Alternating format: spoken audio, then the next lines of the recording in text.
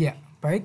Terima kasih masih bergabung bersama kita di administrasi pembangunan di bagian ini, di bagian yang kedua ini. Kalau tadi di awal kita membahas mengenai pengertian, kemudian sejarahnya dan ruang lingkupnya, di bagian ini kita akan membahas mengenai bagaimana perkembangan pemikiran dari administrasi pembangunan dan pendekatan-pendekatannya, kemudian apa saja aspek yang mempengaruhi administrasi pembangunan, dan kemudian di bagian akhir nanti akan kita singgung tentang dikotomi atau pembedaan itu ya antara administrasi pembangunan dan pembangunan administrasi yang ini sempat kita singgung di bagian depan tadi begitu. Nah, sebagai pengantar saya ingin menyampaikan bahwa administrasi pembangunan ini berkembang karena kebutuhan negara-negara yang sedang membangun, yakni membangun lembaga-lembaganya, peranata sosial, politik, dan ekonomi agar proses pembangunan di negara itu berhasil.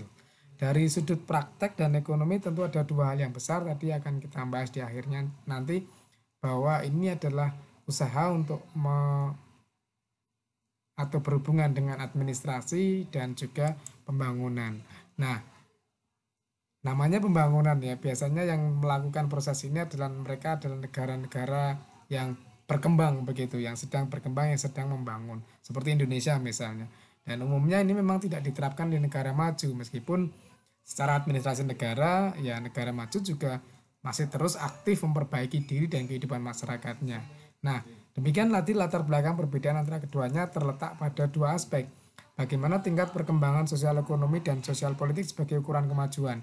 Negara-negara maju mereka secara ekonomi lebih baik begitu, kemudian secara politik juga lebih stabil tentunya ya. Dan lingkungan budaya juga mempengaruhi bagaimana sistem nilai ini diterapkan dalam sasaran pembangunan. Nah, mari kita lihat dari perkembangan pemikiran dan pendekatan dari administrasi pembangunan itu sendiri. Bagaimana ada beberapa fase menurut sejarah tentang konsep dari administrasi pembangunan.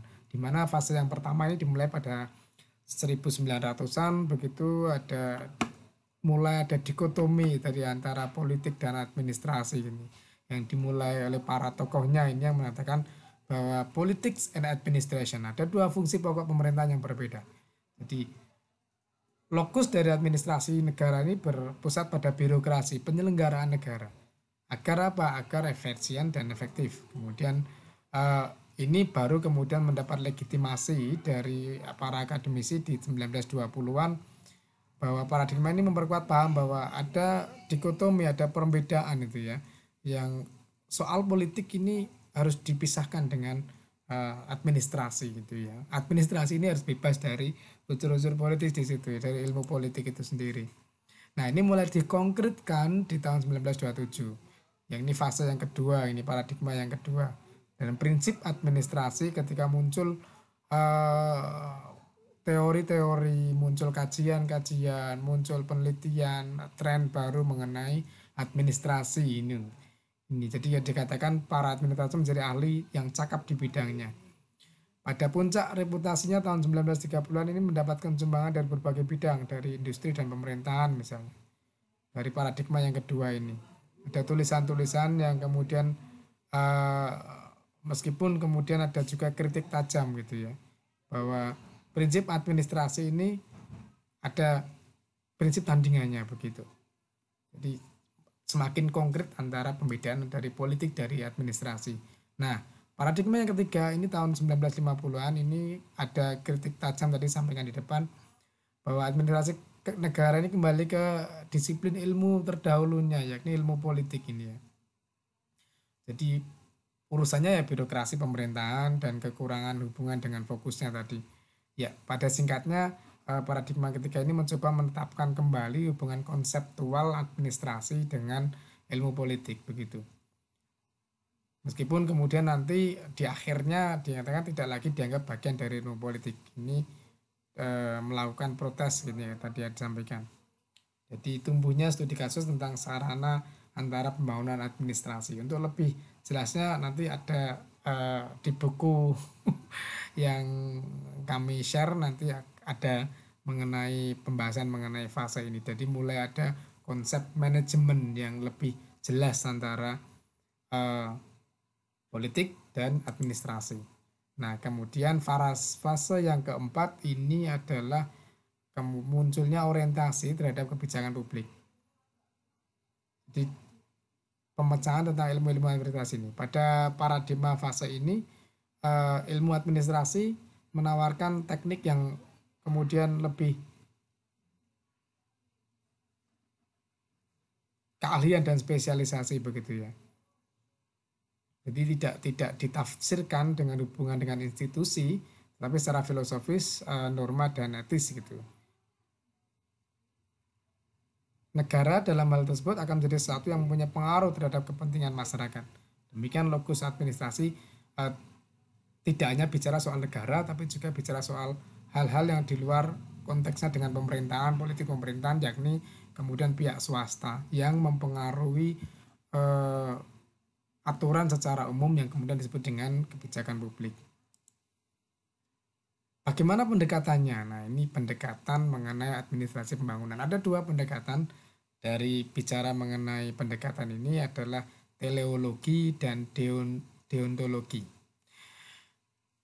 Kalimat atau istilah yang baru, namun saya kira bukan baru lagi setelah kemudian kita pahami bersama. Pendekatan teleologi ini berbicara mengenai baik atau buruk.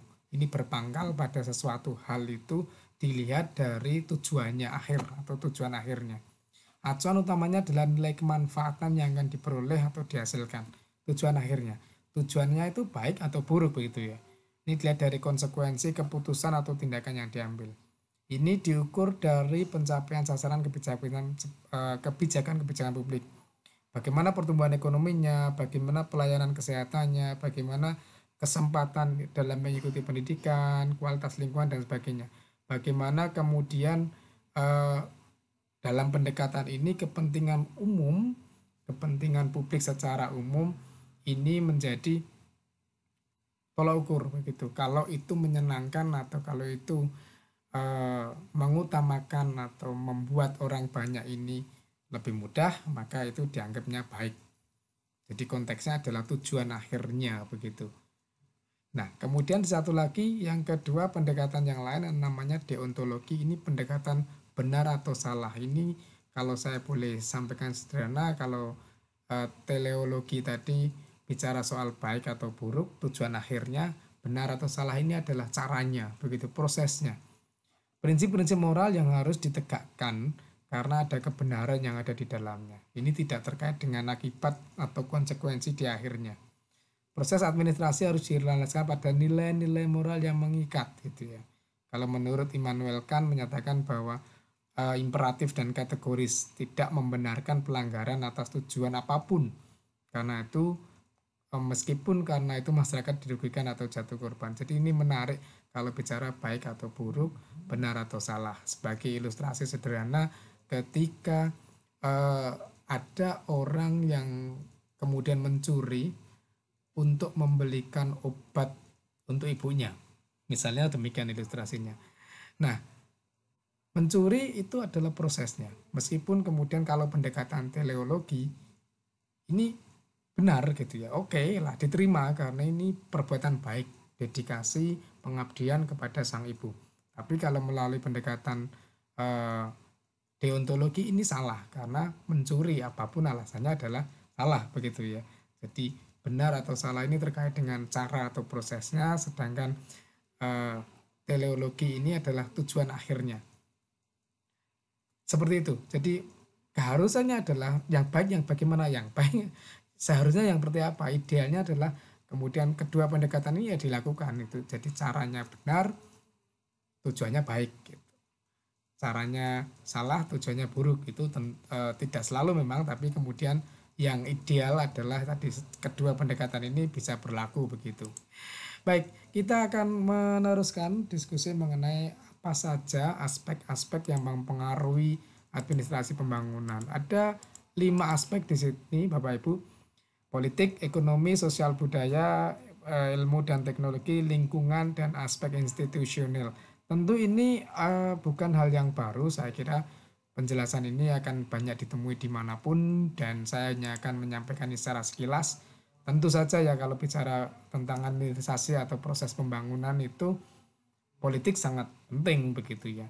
Bagaimana kemudian filsafat hidup bangsa ini menentukan apakah pembangunan itu berjalan cepat atau tidak. Secara sederhana demikian.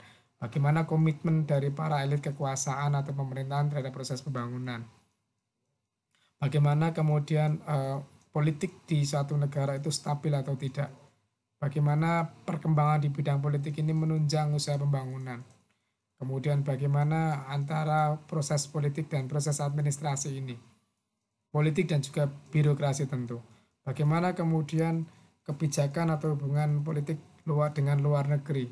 Dan bagaimana juga justru politik yang di luar negeri bisa mempengaruhi pembangunan di dalam negeri. Misalnya sederhananya ya situasi di luar negeri ketika politik di negara tertentu berkembang atau mengalami masalah dengan dolar misalnya yang kemudian tinggi, maka akan mempengaruhi politik di dalam negeri dan ini juga akan berpengaruh kepada proses administrasi pembangunan. Ekonomi ya jelas tidak perlu ditanyakan ya karena ekonomi itu ibaratnya ya jantungnya, nyawanya yang menghidupi, yang dibutuhkan untuk proses pembangunan sehingga aspek ekonomi baik itu pertumbuhan ekonomi dan sebagainya ini hal yang sangat berpengaruh terhadap administrasi pembangunan. Sosial budaya tentu gampang dipahami, bisa dipahami dengan sederhana bagaimana budaya masyarakat tertentu mendukung atau menghambat proses pembangunan itu sendiri, bagaimana motivasi atau tujuan mereka, bagaimana kemudian sikap-sikap golongan dalam menyikapi proses pembangunan di daerahnya begitu misalnya.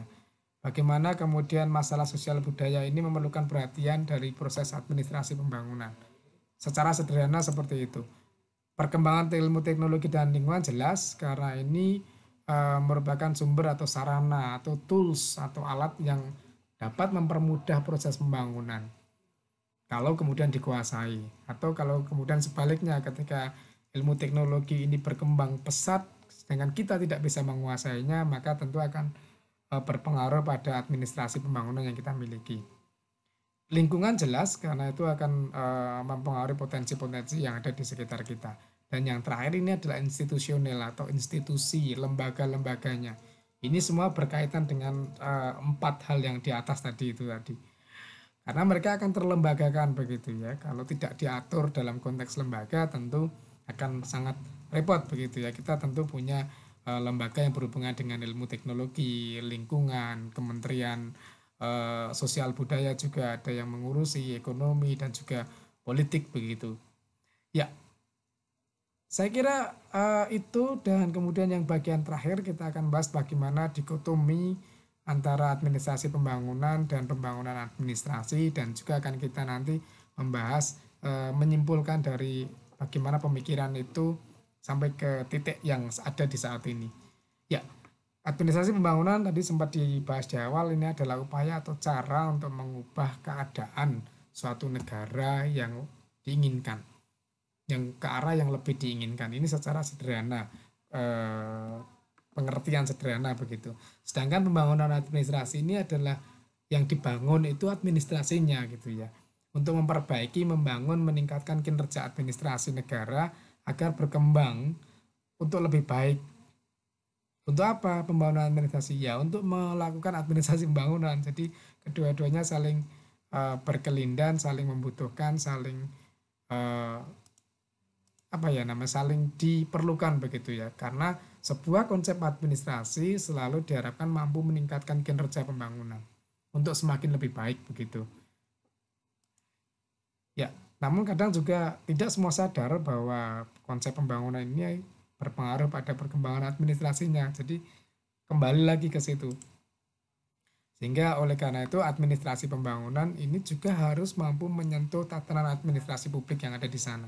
Karena jika tidak maka proses pembangunan tersebut sangat mustahil untuk berhasil. Jadi kalau diibaratkan sederhana di membangun rumah tadi ya, yang dibangun itu ya memang membangun rumah perlu perencanaan administrasi pembangunan, administrasinya. Namun demikian ketika sudah dibangun rumahnya maka isinya orang rumah itu juga harus mampu untuk mengubah tatanan administrasinya agar lebih baik lagi. Jadi proses yang berkesinambungan terus-menerus. Karena memang ini tadi disampaikan, awal dari pembangunan negara itu ya yang dibangun adalah administrasinya terlebih dahulu. Membangun rumah itu ya yang dipersiapkan ya eh, apa namanya, persiapannya lebih dahulu, rencananya lebih dahulu, konsepnya lebih dahulu, RAB-nya lebih dahulu. Begitu rumahnya jadi, apakah rumah itu selesai? Tidak, rumah itu akan terus berkembang gitu, sehingga kemudian RAB-nya juga harus orang makin pinter, harus makin pinter lagi menyusun RAB dan seterusnya dan seterusnya. Ini proses yang berjalan secara kontinu begitu. Baik, mengakhiri diskusi kali ini sebuah tema yang menarik. Bagaimana menurut Bapak Ibu, bagaimana menurut Anda, apakah administrasi pembangunan ini sebaiknya harus mencontoh negara maju agar sukses seperti mereka? Saya ulangi, apakah administrasi pembangunan harus mencontoh negara maju agar sukses seperti mereka? Saya tunggu atau kita tunggu untuk sebagai bahan diskusi. Terima kasih.